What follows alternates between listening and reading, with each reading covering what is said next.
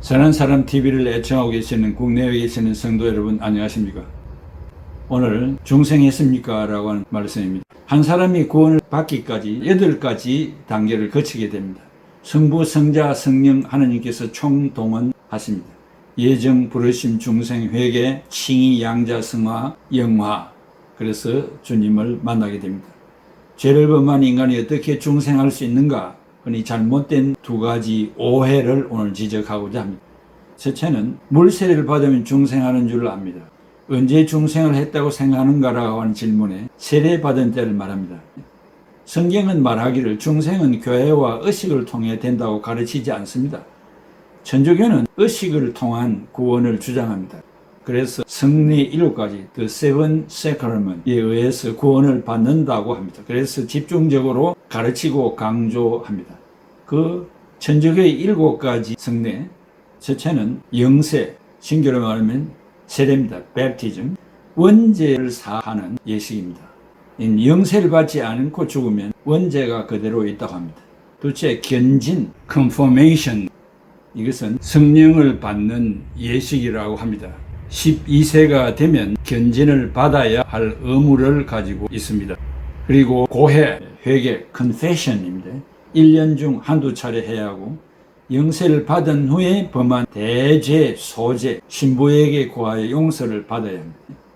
성체, Holy Eucharist, 이것은 성찬을 먹어야 합니다. 떡과 포도즙을 먹어야 합니다. 다섯째, 종부, Extreme Unction, 이것은 사람이 죽었을 때 임종시 마지막으로 하는 성례입니다. 혼배, Matrimony, 이것은 결혼으로 서로가 부부 행위를 할 수 있는 특권을 말합니다. 그 다음에 신품, Holy Orders, 이 신부만 받을 수 있는 성스러운 일인데 신부가 그 일 사명을 잘 감당하도록 하는 그런 예식입니다. 개신교는 구교의 성례전을 인정하지 않습니다. 아무리 이러한 성례전에 참석하여도 이런 것들이 나를 중생시켜주는 것은 아닙니다. 장로교는 성례를 세례와 성찬 2가지만 시행하고 있습니다. 고린도전서 1장 13절에 그리스도께서 어찌 나뉘었느냐? 바울이 너희를 위하여 십자가에 못 박혔으며 바울의 이름으로 너희가 세례를 받았느냐? 이 말을 쉽게 번역하면 여러분을 위하여 십자가에 달린 것이 바울이었습니까?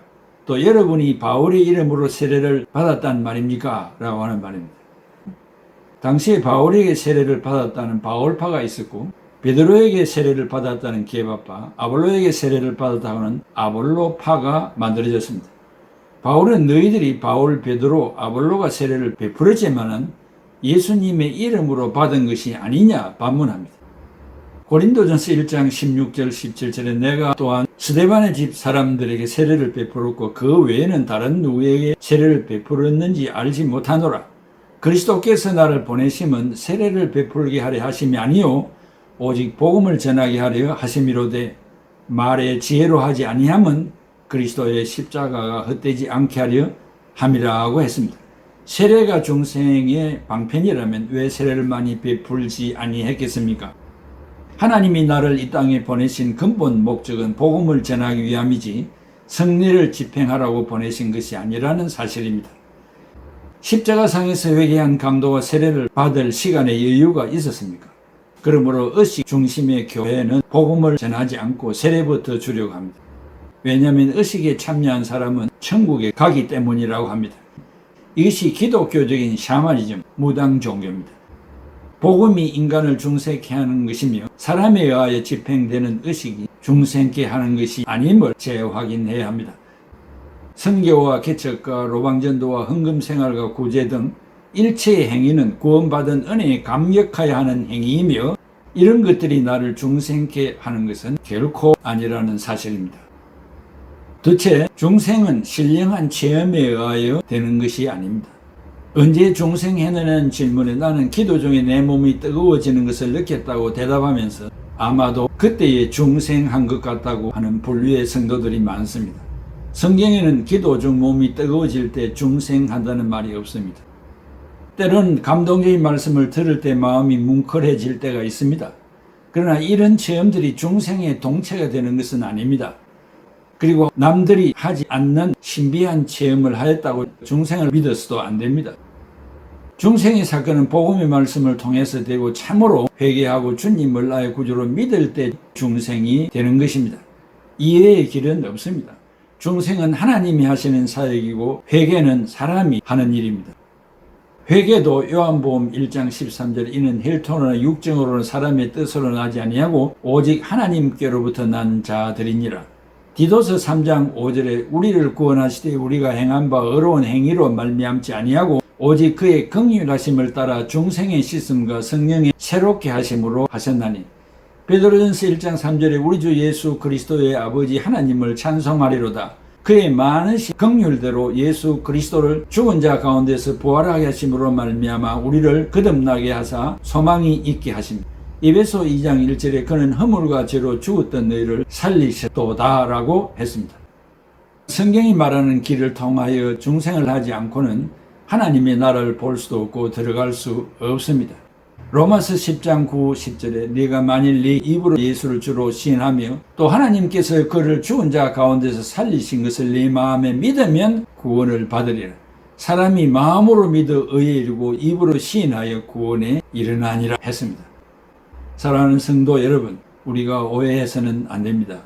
물세례를 받았고 남들이 하지 아니하는 신비한 체험을 했다고 중생을 하였다고 오해해서는 결코 안 됩니다. 이것보다 더 큰 잘못이 없기 때문입니다. 성경이 말하는 원리를 따라서 이 8가지 단계를 잘 거쳐가야만이 우리가 주님을 만날 수 있게 되는 것입니다. 우리 주변에 여타 종파들이 많고 살비한 것들이 많습니다. 그런 것에 귀를 기울이지 말고 성경을 읽고 성경 공부를 하여 성경적으로 모든 신앙이 성숙하고 성장해가는 여러분들이 되시기를 기원합니다. 기도하겠습니다. 고마우신 아버지 하나님, 오늘도 중생했느냐는 질문 앞에 의젓이 서게 됩니다. 우리 자신을 살피며 말씀이 우리에게 교육하는 대로 최선을 다하게 하여 주시옵소서. 바울 사도는 세례를 남발하지 아니했습니다. 나를 이 땅에 보내신 것은 복음을 전하게 하기 위하여 나를 이 땅에 보냈고 세례를 베풀기 위하여 나를 이 땅에 보낸 것이 아니라고 자인하면서 고린도 교회를 행해서 말했습니다. 자비로우신 아버지 하나님, 오늘 이 땅에서 행하는 사람이 행하는 그 의식이 나를 중생케 하고 구원에 이르게 하는 것이 아님을 재확인하게 하여 주시옵소서. 신부 앞에 가서 대제의 소재를 고한다고 용서되는 것이 아님을 확인하게 하여 주시옵소서. 살아계신 우리 예수님 앞에 나아가 가슴을 치며 회개의 통에 자복하여 용서함을 받는 지혜로운 자들이 다 되게 하여 주시옵소서. 예수 그리스도의 이름으로 기도하옵나이다. 아멘. 죄악에 썩은 내 육신을 주님이 쓰시려 했네. 죽음에 덫에 걸려있는 몸 주님이 쓰시려 했네. 속죄하는 손 치유하시고 속죄하는 발 치유하셨네. 새 생명 얻은 이 몸 다 바쳐 주님께 영광 돌리리. 몸을 놓치란 내 육신을 주님이 쉬게 하셨네. 십자가 보혈 증거하라고 주님이 살리셨네. 기도를 할 때 음성 주시고 찬송을 할 때 기쁨 주시니 내 작은